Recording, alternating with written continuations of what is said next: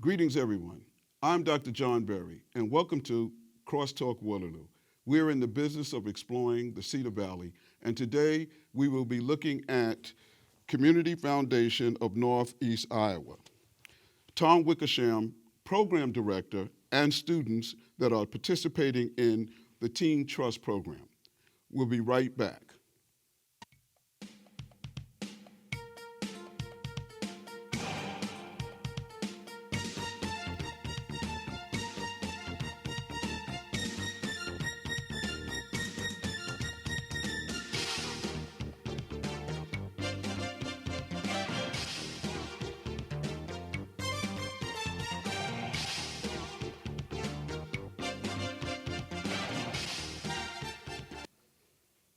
Hello, John Berry here, and I am really excited to be hosting Tom Wickersham from the Community Foundation of Northeast Iowa in this exciting program, the Teen Trust Program.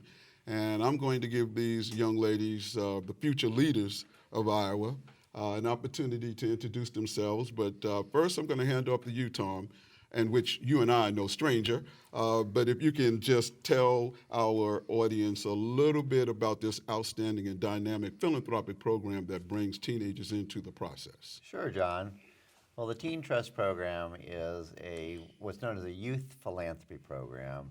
It engages young students or high school students in the process of learning about philanthropy, whether it's through direct service or grants, or just understanding the nonprofit sector. And Teen Trust has been around for 24 years, Wow. and we're excited that next year will be the 25th Wow. season of Teen Trust. Did you plan to do anything for the 25th year? Bring everyone back or try to? I think this is it. I think this is the exciting thing we're doing for 25 years right here. Yeah, outstanding. So I remember faces, Harbor with Nick, Maya and Edina. Yes. Okay, Maya, you're up front first. Here you go.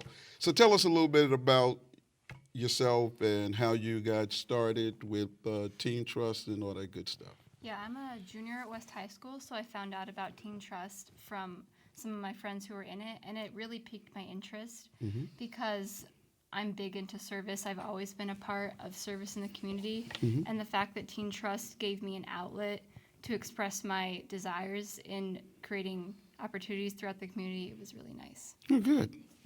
Edina? I also figured out about Teen Trust from some of my older classmates, and I thought it was a really great opportunity for us to not only engage in service, but grants discussions and learn a little bit more about that process and work with other students that are my age. And I'm all about youth representation, so I thought it was a great opportunity for us to learn about our community. Outstanding. So we're going to do somewhat of a deep dive into the process of Teen Trust. So are there committees that you sit on, joint committees, or one brain trust of teenagers? How does this work?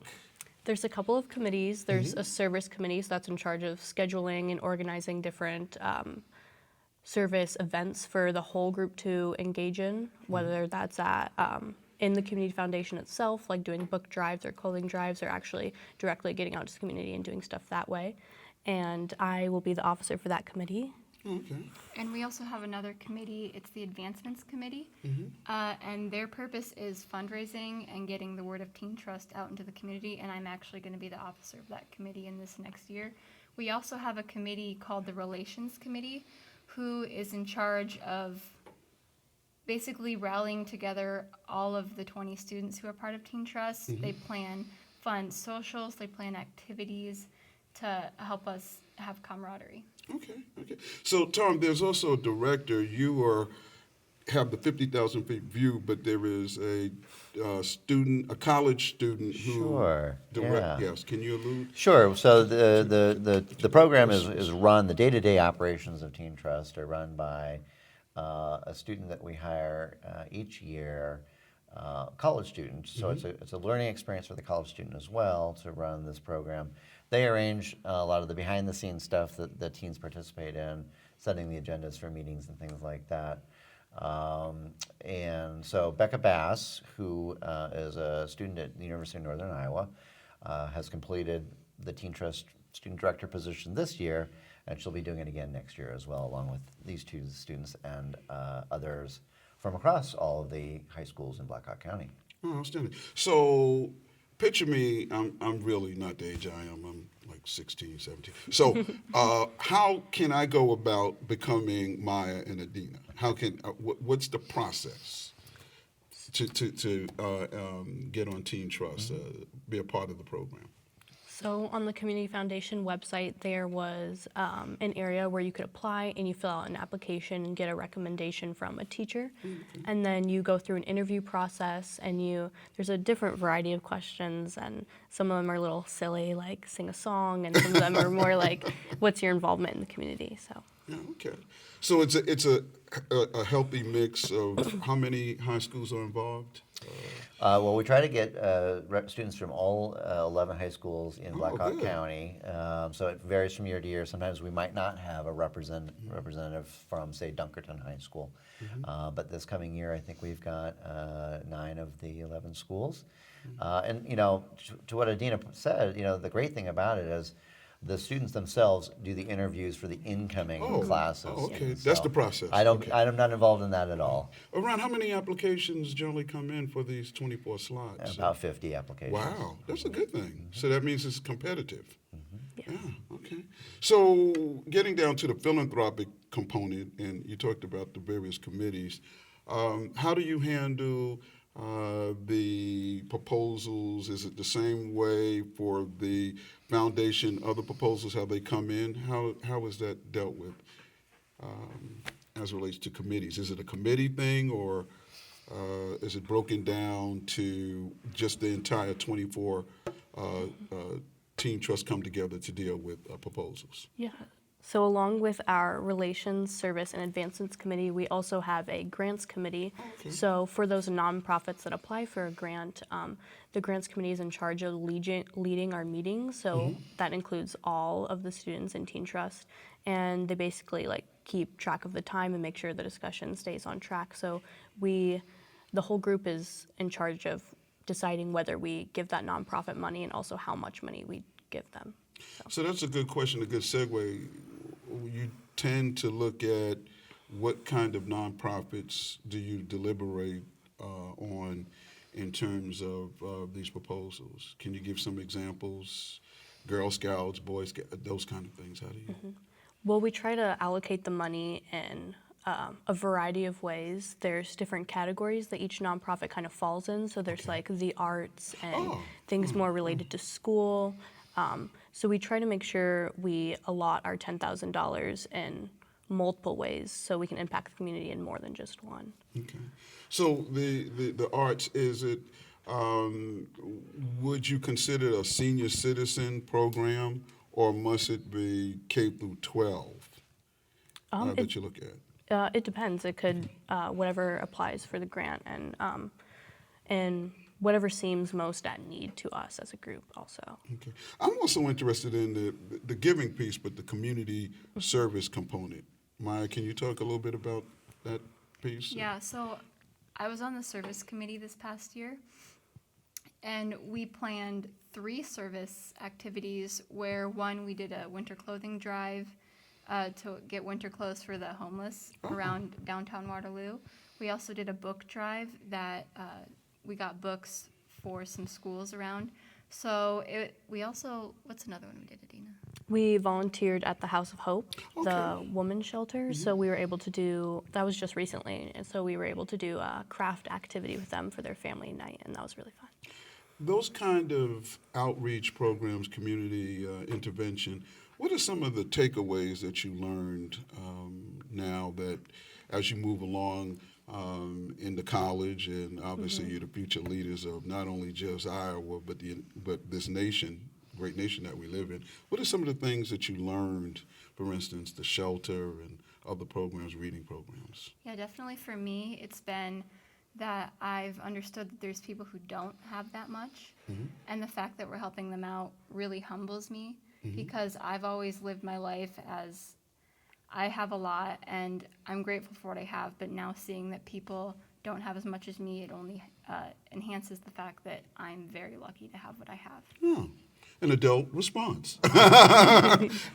Edina? For me, I think Waterloo is a community that's constantly giving back to its students, so it just makes me feel good being able to give back to my community as well. Absolutely. If we can we show an outstanding video on the Teen Trust Program? Can we run that now?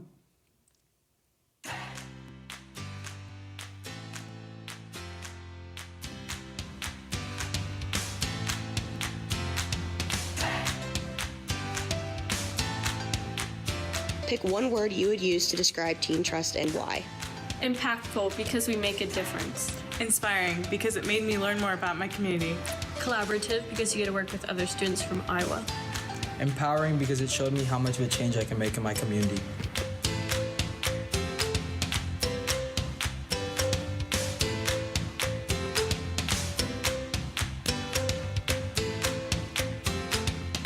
So, how do you guys feel so far about Teen Trust? I enjoy it. It's having everybody here is really fun, and getting to know people and getting to talk about big ideas in the community. I think is really cool. I think it's a good experience. I think it rounds us in more aspects than we have been in general. We get to see a lot of things that we're not usually seeing. Get to be a part of something that's not regular. Yeah.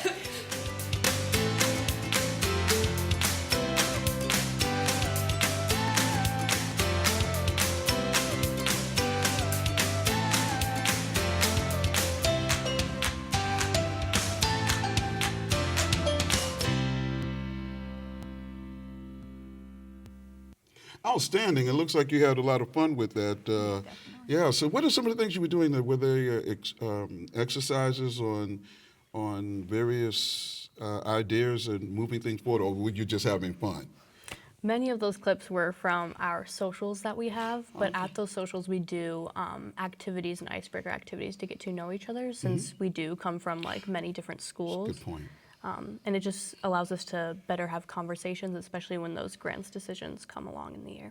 Oh yeah, we should talk about the grant decision. So you get in a room and you kind of mix it up, or in terms of, I wouldn't say disagreements, but points of view, and that does help with knowing each other and those kind of things. So is there an endowment, to use big fancy words, that you draw from in terms of the Teen Trust Program? Yes. Okay. So each year there's a Teen Trust endowment that basically what we do is we entrust with the teens $10,000 to make the decision as to what to do with those funds, and they design their own grant application each year and then solicit those proposals to review.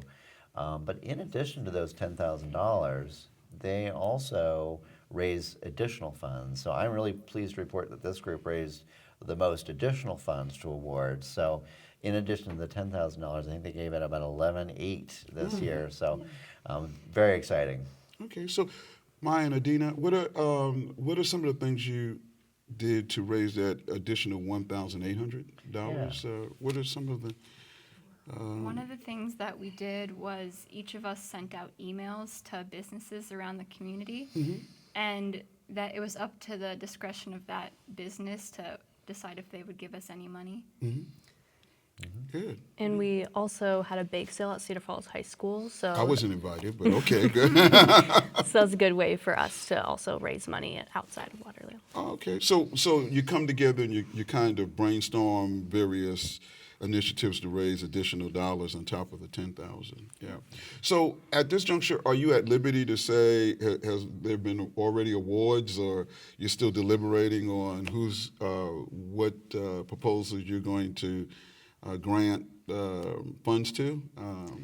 That's a good question. No, the decisions have been made and they are publicly announced. Okay, so do we clap, or I mean, are some of the? Do you have some of them now, or Sure, as an example, you can let the audience know some of the grantees that you gave a thumbs up to? Yeah. One of the ones we gave to was Operation Threshold. Oh, okay. And we gave some money to go towards their pocket change program. So that program helps people, say their car broke down, they could get a little bit of money, or it goes money towards bus passes and gas money, things like that. We also gave to League's Locker. So they have different closets in some of the high schools in the Cedar Valley where if some students are in need of clothing, that's used to purchase that for them. Yeah, an example of one that could be arts and culture that we gave some money to was the Friends of the Art Center, where they're making a mural in downtown Waterloo with the youth art team. So we gave them some money to help aid them in building that mural. Okay. So how is the process? Is it all student teen trust driven? Meaning once the award is made, do you place the call or the letter, or does the teen trust leadership? That's the fun part. Tell them about what you can do after the decisions are made. We are able to deliver a check to the nonprofit. So as a group, we drive around town for the day and Grants Mobile. yeah, grants. Oh, okay. Are there any pictures of that, or should be? We have a whole bunch of those pictures. Not with us today. That is outstanding. So from the I'm using a fancy word, but the giving component. How many? You're in it right now, and this is kind of a joint question. Have you thought about becoming a Kate England or a Tom Wickersham down the road in terms of granting monies to nonprofits? Has that impacted your thinking as you move to college, higher education? Definitely with me. I don't specifically want to go into it, but being in Teen Trust, it's definitely piqued my interest. So I've been thinking maybe I want to start a side project. That'd be really cool to help the community out in that way. Okay. One thing that's always been a goal of mine is to be able to make a scholarship for my high school. So once I'm in my career field, to be able to give back to my high school and community and students that I had been in the position of. I think it'd be really cool to have a scholarship in my name and be able to give to some students. Yeah, and that's a good thing. And this experience doesn't pigeonhole you into philanthropy, because you have an idea whether you become an architect or an engineer, a principal, a teacher. You still have that bent on giving back and all that good stuff. Leadership, and that I'm looking at young ladies. Tell us something about what Teen Trust has done for you as it relates to leadership. So because we're with so many different new students, I think a lot of us have developed really great communication skills. My experience in the service community, I've had to reach out to different nonprofits, adults that I don't really know. So I think strengthening that, especially in the society we live in today, where it's so easy to just text people, but being able to talk to people and meet people from our community is something that I've developed. And how do you think that right now, how do you think that's going to help as you move forward when you get that acceptance letter to college? And how will that leadership component help you with that? I think I'll be more comfortable speaking to new people, and I think like interview processes in college, I think I'll be prepared for that, especially because you have to go through an interview process for Teen Trust. Maya? Well, definitely jumping into a bigger school, like coming out of a school that has like 2,000 kids, jumping into a school that has like 15,000 kids. Communication will definitely help you out, and being able to find people that you can talk to when you need help. So that's what Teen Trust has really helped me to develop. Both Edina and Maya mentioned earlier in the program that they are officers for next year's program. So of the 24 students that participate in Teen Trust, 4 of them are returning students, and they are leadership roles. So so as they start in their second year working with new students, they're going to be thrust into more of a leadership role, and I would love to talk to them at the end of next year and see how those skills have developed. Yeah, and how the director, she acts like, in what capacity? Does she guide the chairs, or what role does she play with your committees? In our meetings, we have committee time, so she'll go around and help our group, but it really is mostly dependent on us as the trustees. But she really is there to guide us and also lead icebreaker activities, so we get to know each other and keep the meetings on track. Do you do icebreaker activities every meeting? Because they can be fun, plus a learning experience. We definitely try to do them every day. Well, what gets in the way? Sometimes the agenda is long. Sometimes and there's just a lot to do. Okay. In terms of the teams, I mean the groups, the committees, I noticed that you have your diverse teen trust. Was that intentional? Well, in terms of the makeup of the Yes, trust themselves, yes. yeah. Well, it's really intentional to bring students who might not know each other, who might just live down the street from each other, but since they go to different schools, really is intentional to get them a chance to sort of meet their neighbors, meet other people in the community, find out about issues that are important to them or that they're passionate about. I mean, I think one of the most amazing things that I see time and time again is how during their interviews they talk about problems facing the Cedar Valley and how the perspectives are varying. So, so they're learning from each other just right off the bat and getting different perspectives on the community. So diversity is important in terms of the makeup of Teen Trust. So not only is it across all of the high schools, but it's across all of the grades. So we have sophomore, junior, and senior students in Teen Trust. So the freshmen, do they get? I don't want to say picked on, but it's kind of you have a pecking order as you go along, which also makes sense because you learn. I mean, if a freshman shouldn't know what you're going to be cheers next year, so you don't expect the freshmen to actually know what you know, and you kind of bring them along, or is that how that works? They're still freshmen. It was actually a pretty welcoming environment. Like, grade level isn't really something we all like really care about as a group, at least this year. So we were all just kind of like welcoming to each other and didn't really treat each other any differently. And we all respected each other's opinions no matter what grade we were in. Good. So 24 years, 25 coming up. Have you kept in touch with some of the first year, second, third, fourth year? Where are they now? What are they doing? Sure. Well, we certainly have heard from them over the years as they've graduated from high school and moved on into their careers. Some notable stories. Actually, one of our Teen Trust student directors, so one of the college students who ran the program one year, is actually the executive director of a community foundation in the Ames area right now. So she went ahead and pursued that as a career path. That was pretty cool. Yeah. So and right now you don't have any plans for the 25th, and I know you have plans, but you're working on. John, I keep telling you, this is it. These are the plans right here. Well, I'm kind of pushing to see because it is an exciting initiative, and it really builds. For me, from looking at it, and I'm sure the audience will discern as well, leadership development of Greater Cedar Valley, and we are investing in the next generation leadership, and it'll just be interesting to see with some of the year 5, year 7, what they're doing, and but anyone on your board after a while, the big board, the Community Foundation board. Do you have any alums from Teen Trust? Currently, we don't. I don't know if we've if that sort of happened by happenstance or not in the past.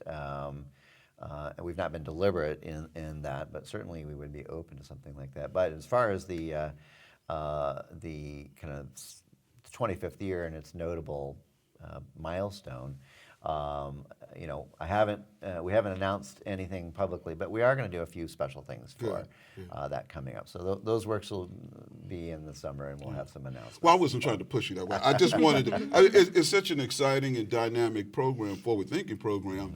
I think the 25th anniversary is a significant milestone, and I'm big on leadership development, and you have two dynamic young ladies here, and I'm sure the others that you helped produce in terms of coming back. Didn't ask, how often do you meet? We meet bi-weekly. Okay. On Sundays. Oh, yeah, now that's a big commitment. Well, you think about it, some of these students are some of the most engaged students at their high school. So they're in speech or band or athletics, and typically in all of those, student government and other things as well. So the only times that we kind of find 25 of the smartest high school students in the area that have free time is on Sunday evenings. Yes. Sunday evenings. Yes. Wow. So any months off, or what, July? What's the operational year? we'll start in it mirrors the school year, so they'll start in the fall and move through until right about now. Okay. Well, we're kind of winding down, and it's more about, not about us, but more or less about the future leaders. Maya, you have anything you would like to say in terms of, you did indicate what you've learned, but some aspects of Teen Trust that you will take along with you and tell your grandchildren about? Well, I would definitely recommend Teen Trust to anyone Okay. because it builds leadership skills, not only leadership, but it also builds community, like community engagement, so we understand what's going on in the community. And I would definitely recommend that to anyone because if we understand what's going on in the community, we are definitely just a more well-rounded person, and we're able to communicate to more people more effectively. Edina? Yeah, I also recommend anyone to join, and I'm looking forward to working with the new group this year. I hope we can do more service activities, get more grants going, and see how much more money we can raise. Okay. And Tom, do you have any lasting words, last words about that? You know, if anyone's interested in learning more about Teen Trust, I'm always happy to talk about it. You know, we've got information on our website, of course, but I'm always happy to sit down and talk to someone who wants to kind of learn more about Teen Trust. Yeah, I truly enjoyed this, and if we're around, next year we have to see what your senior years look like as it relates to leaders of Teen Trust. Well, thank you so very much for coming today, and we look forward to great things coming out from both of you in terms of future leaders of not only Iowa, but this great nation. That's our show. On behalf of all of us at Crosstalk Waterloo, please stay informed, stay engaged, and stay on top of the issues. I am Dr. John Berry. Thank you for your time this time. Until next time on Crosstalk.